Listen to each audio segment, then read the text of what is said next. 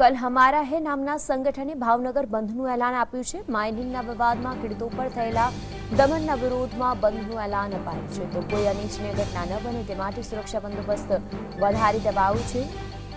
Jashonath circle પાસે DYSP, LCB, PI સહિતના police જવાનોનો મોટો કાફલો ખડકી દેવાયો છે। જો સંગઠનના કાર્યકરો બળજબરીપૂર્વક બંધ પાડશે તો પોલીસ કડક કાર્યવાહી કરશે।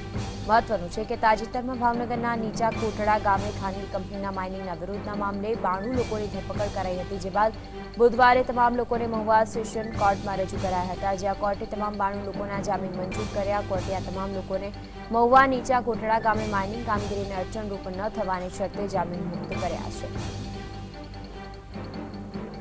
વધુ વાતચીત સંવાદદાતા અરવિંદ સાથે કરશું। અરવિંદ, જે રીતે સમગ્ર વિવાદ સામે આવ્યો હતો, કલ હમારા એ સંગઠને ભાવનગર બંધનું એલાન આપ્યું છે, કારણ કે એ વખતે પોલીસે લાઠીચાર્જ પણ કર્યો હતો, જ્યારે આ લોકો પોતાનો વિરોધ દર્શાવી રહ્યા હતા। 92 લોકોના જામીન તો મંજૂર થઈ ચૂક્યા છે, પરંતુ રોષ હજુ તેમનો ત્યાંનો ત્યાં જ છે। શું વિગતો સામે આવી રહી છે?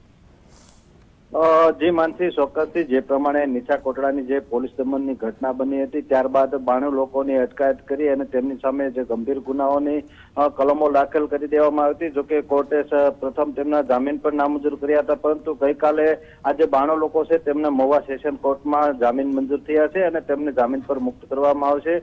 પરંતુ જે કોળી સંગઠનો છે, કલ અમારા સંગઠન છે તેમજ બીજા અન્ય જે સંગઠનો તેમની એવી માંગ રહી છે કે જે આ લોકો પર ગંભીર કલમો દાખલ કરવામાં આવી છે, જે 307 જેવી કલમો છે, જેમાં આજીવન કેદ સુધીની સજા થઈ શકે છે। આ તમામ કલમો દૂર કરવામાં આવે, તેમના ઉપરથી જે કેસ છે તે હટાવવામાં આવે તેવી માંગ સાથે આજે ભાવનગર બંધનું એલાન આપ્યું હતું। જોકે બંધના એલાનના પગલે પોલીસ દ્વારા પણ ચાપતો બંદોબસ્ત ગોઠવી દેવામાં આવ્યો છે। હાલની જો વાત કરીએ તો હાલ ભાવનગરમાં કોળી સંગઠનો જે ઘોઘા રોડ પર મોટી સંખ્યામાં ટોળા ઉમટી પડ્યા છે અને તેઓ બંધ કરવા માટે શાંતિપૂર્ણ રીતે બજારો, દુકાનો બંધ કરવા નીકળ્યા છે અને પોલીસનો કાફલો પણ તેમની સાથે તૈનાત રાખવામાં આવ્યો છે, જેનાથી કોઈ અનિશ્ચિત બનાવ ન બની શકે। ચોક્કસ, આભાર આપનો સમગ્ર વિગતો આપવા।